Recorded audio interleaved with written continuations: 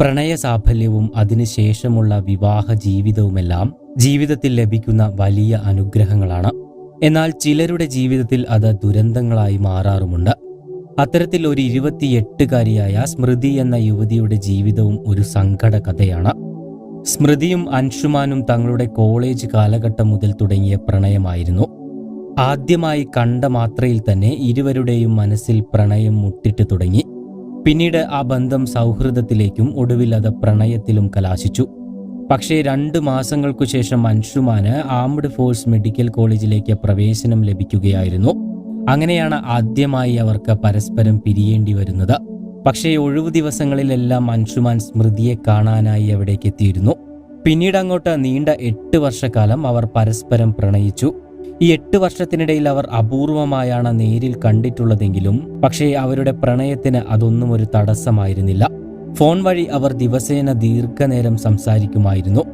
അങ്ങനെ ഒടുവിൽ നീണ്ട 8 വർഷത്തിനു ശേഷം ഇരു വീട്ടുകാരുടെയും പരസ്പര സമ്മതത്തോടെ അവർ വിവാഹം കഴിക്കാൻ തീരുമാനിച്ചു.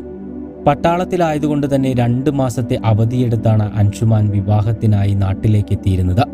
അങ്ങനെ വിവാഹം കഴിഞ്ഞ ആ 2 മാസം അവർ ആഘോഷമാക്കി. നീണ്ട പ്രണയ സാഫല്യത്തിനൊടുവിൽ കിട്ടിയ ആ ശുഭമുഹൂർത്തങ്ങൾ അവർ ആനന്ദകരമാക്കി. ആ 2 മാസക്കാലം എങ്ങനെ കഴിഞ്ഞുപോയെന്ന് പോലും അവർക്ക് അറിയില്ലായിരുന്നു. ഒടുവിൽ തന്റെ പ്രിയതമയോടെ യാത്ര പറഞ്ഞ് അൻഷുമാൻ സിയാനിച്ചിലേക്ക് യാത്രയായി. അത്രയും ദിവസങ്ങൾ ഇണപിരിയാതെ ജീവിച്ച അവർക്ക് ആ വേർപിരിയൽ വലിയൊരു വേദന തന്നെയായിരുന്നു സമ്മാനിച്ചിരുന്നത്.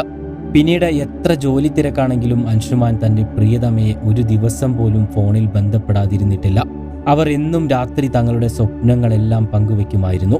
അങ്ങനെ ഒരു ദിവസം 2023 ജൂൺ 18 ഫോണിൽ സംസാരിക്കുന്നതിനിടെ അടുത്ത 50 വർഷക്കാലത്തേക്ക് തങ്ങളുടെ ജീവിതം എത്തരത്തിലായിരിക്കുമെന്ന് പോലും ആ ദീർഘമായ ഫോൺ സംഭാഷണത്തിനിടെ അവർ ചർച്ച ചെയ്തുവെന്ന് സ്മൃതി പറയുന്നു.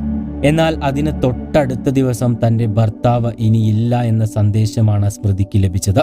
2023 ജൂലൈ 19 പുലർച്ചെ 3 മണിയോടെ ഷോർട്ട് സർക്യൂട്ട് മൂലം സൈനിക ക്യാമ്പിൽ ഒരു തീപിടുത്തമുണ്ടായി. ഫൈബർ ഗ്ലാസ് കൂടാരം അഗ്നിജ്വാലകളായി ചുറ്റപ്പെട്ടത് കണ്ട ക്യാപ്റ്റൻ അൻഷുമാൻ സിംഗ് അതിനുള്ളിൽ കുടുങ്ങിക്കിടക്കുന്നവരെ രക്ഷപ്പെടുത്താനായി അവിടേക്ക് ഓടിയെത്തി. 4-5 പേരെ തീയിൽ നിന്ന് പുറത്തെത്തിച്ച ക്യാപ്റ്റൻ ഒടുവിൽ അഗ്നിക്ക് കീഴടങ്ങുകയായിരുന്നു. മരണവിവരം അറിഞ്ഞതിന്റെ അടുത്ത 7-8 മണിക്കൂർ ആ ദുരന്തം ഉൾക്കൊള്ളാനാകാതെ ഞങ്ങൾ മരവിച്ചിരിക്കുകയായിരുന്നുവെന്നാണ് സ്മൃതി പറഞ്ഞത്. ഇന്നിപ്പോൾ അദ്ദേഹത്തിന്റെ ഓർമ്മയ്ക്കായി കീർത്തിചക്ര എന്റെ കരങ്ങളിലുണ്ട്. അദ്ദേഹം ഒരു ഹീറോയാണ്. എനിക്കിപ്പോൾ വിഷമമില്ല. മറ്റുള്ളവർക്കായി അദ്ദേഹത്തിന്റെ സൈനിക കുടുംബത്തിനാണ് അദ്ദേഹം ജീവത്യാഗം ചെയ്തത്.